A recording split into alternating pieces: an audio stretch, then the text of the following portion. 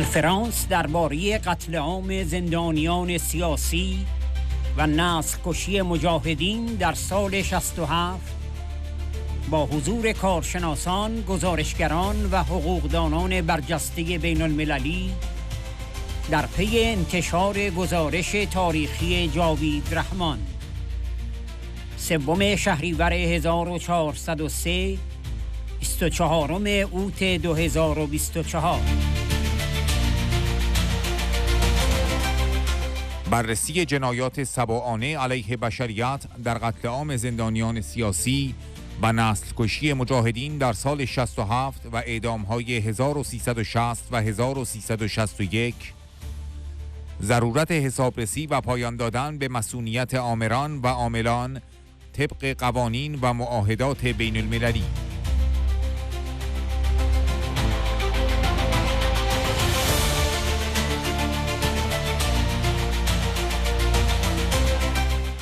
سخنرانی‌های پروفسور جرمی سارکین، رئیس کارگروه ناپدید شدگان قهری 2008-2014 و سفیر لینکلن بلومفیلد، معاون پیشین وزارت خارجه آمریکا.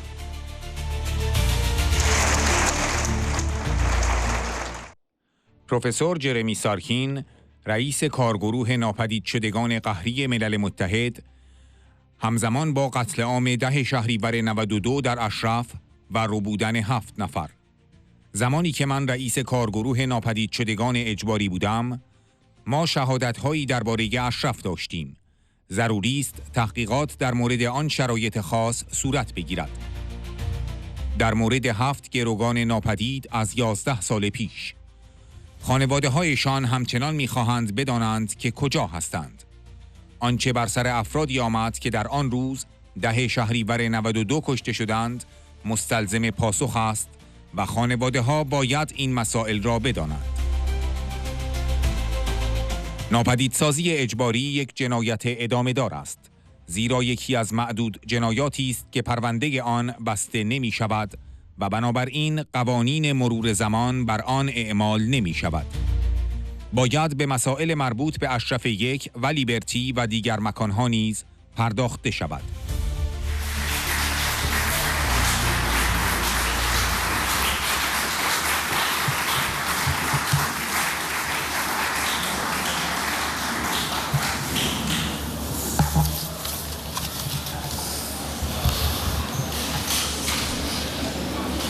Ladies and gentlemen, thank you very much. Thank you very much for the invitation.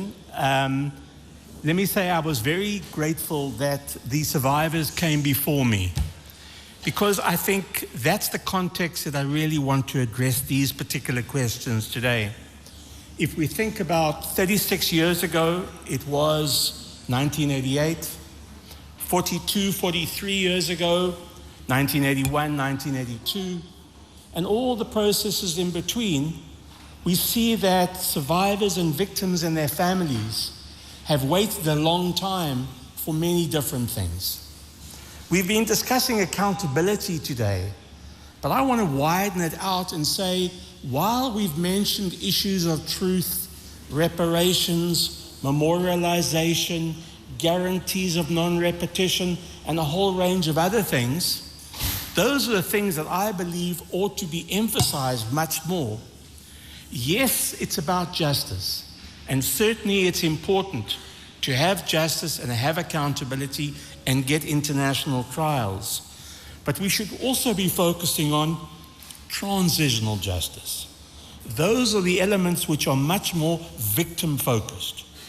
But I also implore the idea that we need to do much more specifically for victims, providing them reparations, providing truth, providing issues of guarantees of non-repetition, issues of memorializations, issues of apologies, a whole range of issues which are important. So certainly, as was said before, we've looked at what happened, we looked at why it happened, but I also think we should be looking much more at what should happen in addition to justice. We've been talking about a range of processes, and I endorse what Layla Sadat said, a range of other people, about how to get greater justice going forward. And certainly the Syrian situation has brought tremendous number of trials, particularly around Europe, to hold particularly torturers at different levels of government accountable for what was done in Syria. What has not got much press was something that I was involved in. Syrian organizations came to speak to me and asked me to help them to get the UN to create a process which focused on finding disappeared people. And as you would know, there's somewhere in the order of 150,000. That's the general idea of people who have been detained, have never been found before. Although I think the number is probably closer to 1 million. I drafted a report, I wrote a book, presented it to the General Assembly, and last year the General Assembly created a mechanism called the Independent Institution for Missing Persons, which is really focused on disappeared people. And that's what we should be looking at also for Iran and other places around the world. So this is the first time there's international process which specifically focuses on the needs of victims particularly. What I saw the victims and survivors before and the earlier families that came forward, we need to do much more to address their needs. They wish to know, as people always say, what happened to their loved ones. They need to know what the circumstances were. They know that there have been mass graves, and there are mass graves. How do we determine who's in those mass graves? So we can look at the Syrian situation, which says we don't have to wait until the end of the conflict. That was one of the big dilemmas that was thrust upon me as I was doing this work. Everybody said, but you have to wait until the war in Syria is over. But what we know is there's tremendous amounts of information for Syria outside of Syria, exactly the same for Iran. There's tremendous amounts of material and at least all the testimony of survivors and their family members that can be put together and databases created, processes which allow those particular issues to come forward. So if we think about what happened in the prisons, the torture, the arbitrary detentions, the sham trials, the types of abuses that the different types of security forces used, all those issues need to be coming forward. We need to have testimony on those particular issues. We don't have to wait until there's a regime change for that type of accountability to happen. So certainly it's important to deal with those particular issues. When I was chair of the working group, we had testimony about Camp Ashraf. And there needs to be an investigation on those particular circumstances. The 7 people who were forcibly disappeared, their families still want to know where they are. What happened to the people who were killed on that particular day in 2013 needs answers, and families need to know those particular things.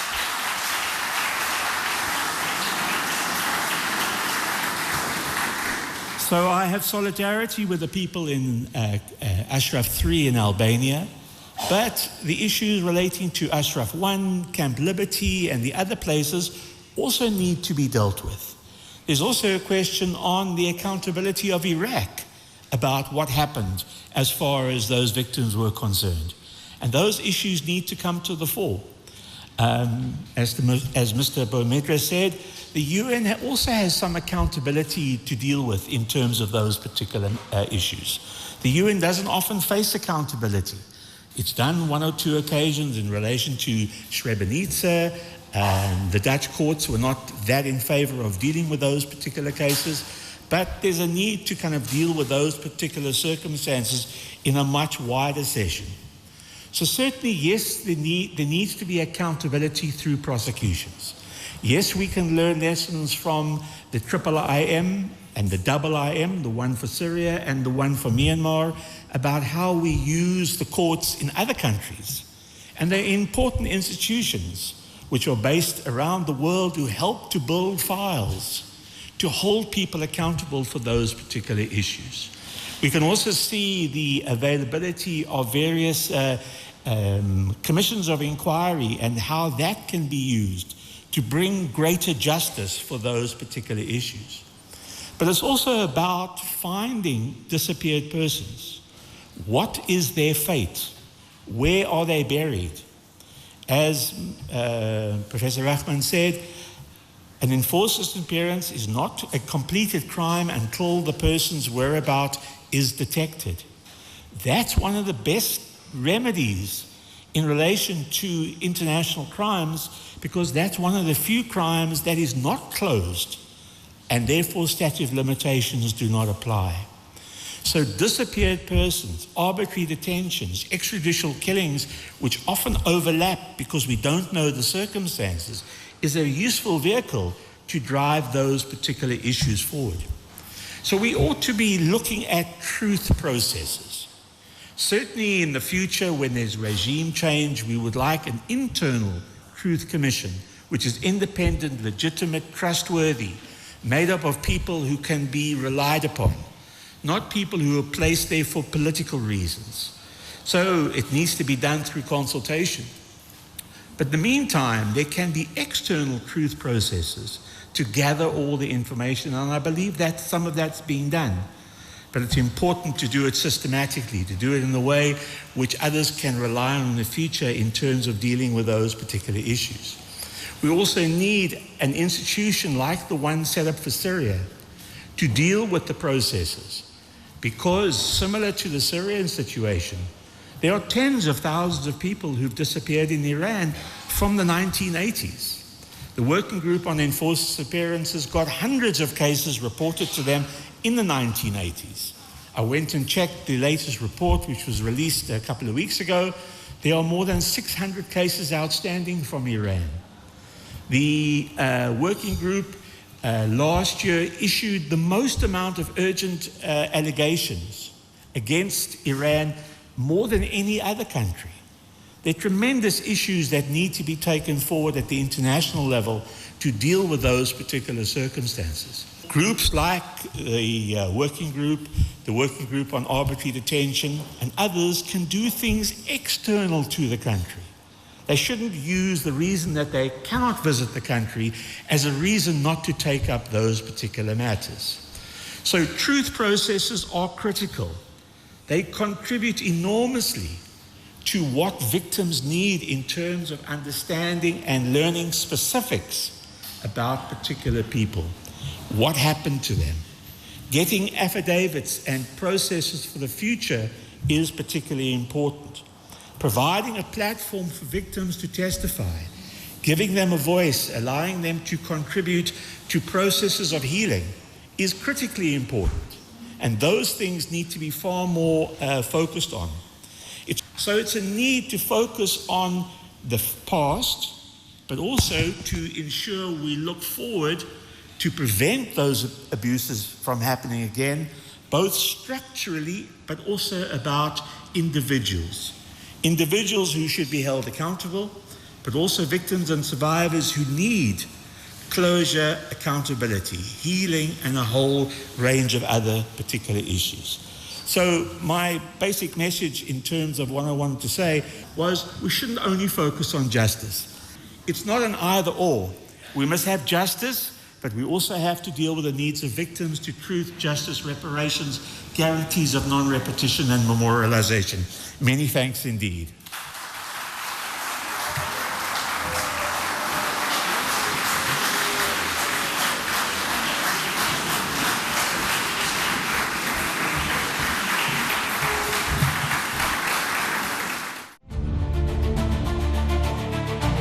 سفیر لینکلن بلومفیلد: تاریخچه‌ای که در پس این نسل کشی است نشان می‌دهد چرا این رژیم همیشه مذبوحانه تلاش کرده ایرانیانی را که از مقاومت سازمان یافته حمایت می‌کنند به سکوت بکشاند و از آنها شیطان سازی کند.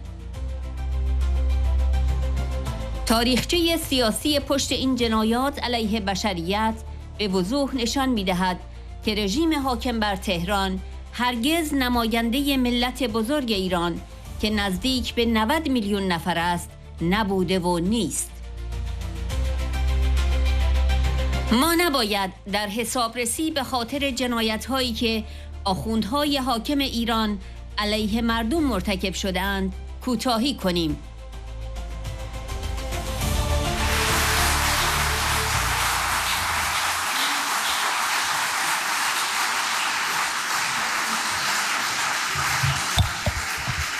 Thank you, and good afternoon.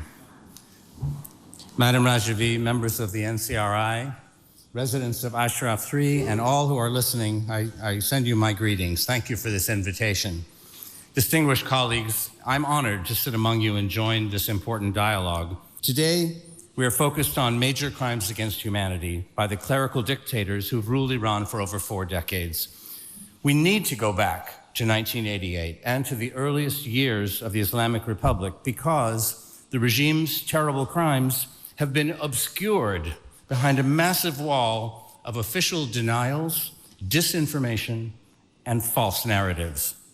For years, the NCRI and PMOI have honored the memory of the regime's tens of thousands of victims. In 2006, as Madam Rajavi told us earlier, the resistance published an extraordinary book entitled Fallen for Freedom, 20,000 PMOI Martyrs, Volume 1.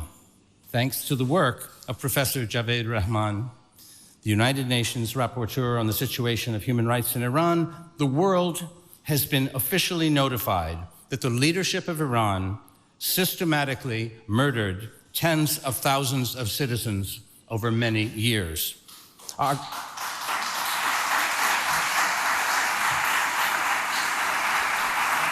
Our governments now bear the obligation to pursue accountability for those who committed what Rapporteur Rehman has concluded was genocide. In recent years, I've conducted independent research to try and explain the motivations and behavior of Iran's clerical dictatorship in the hope that policies of my government and others could benefit. The UN Rapporteur's report has told us what happened. I want to tell you why it happened. The story behind the genocide explains why this regime has always been so desperate to silence and demonize Iranian citizens who support the organized resistance.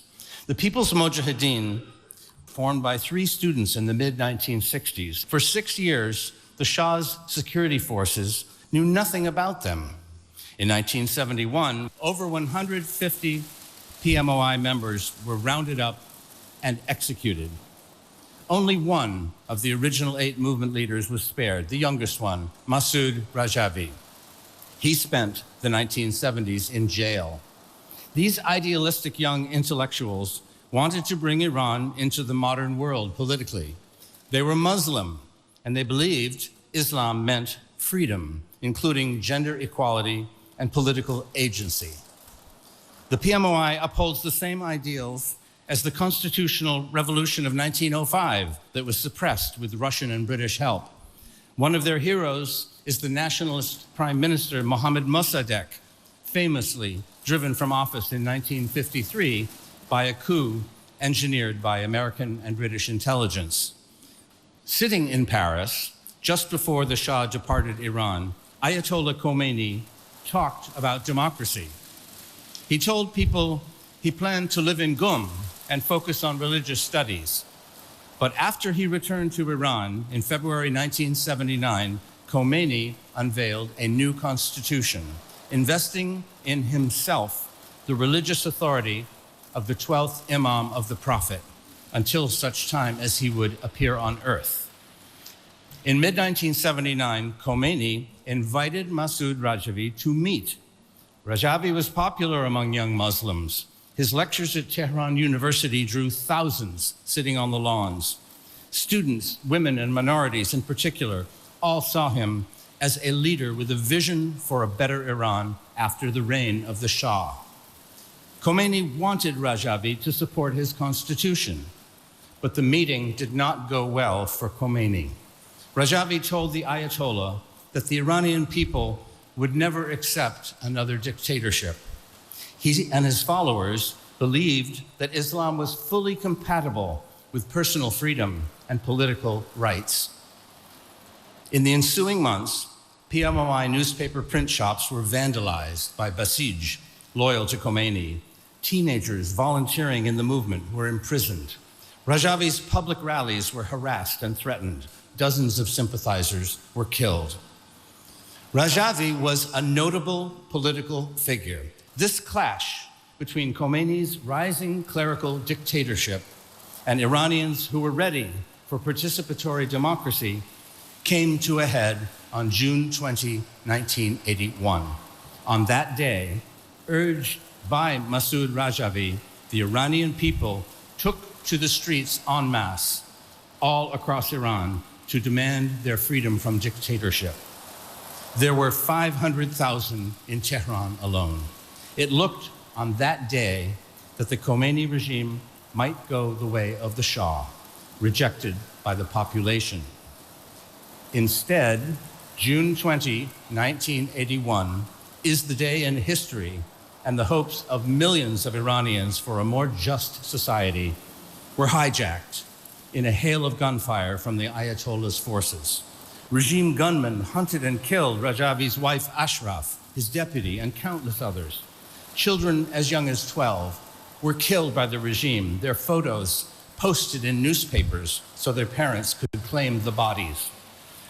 Starting in October 1981, Iran had a president who presided over the imprisonment, torture, and execution of tens of thousands of Iran's brightest, most talented, and idealistic citizens. That president was still serving in office years later in 1988 when the massacre of political prisoners took place. His name is Ali Khamenei.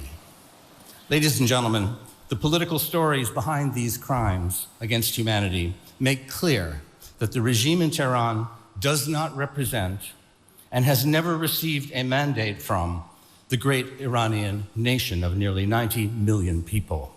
Today, however, the wall of disinformation has come down, and derogatory portrayals of the PMOI and NCRI have been debunked.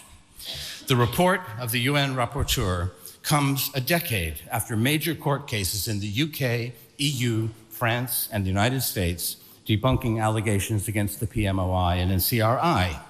With the truth now exposed, we can see that the West has accepted and amplified substantially false portrayals of Iran and its resistance for at least a generation. Now, when we see defamatory stories in the media about PMOI expelling their children from Iraq in 1991, when in fact these Gulf War evacuations were no different from many children leaving Ukraine.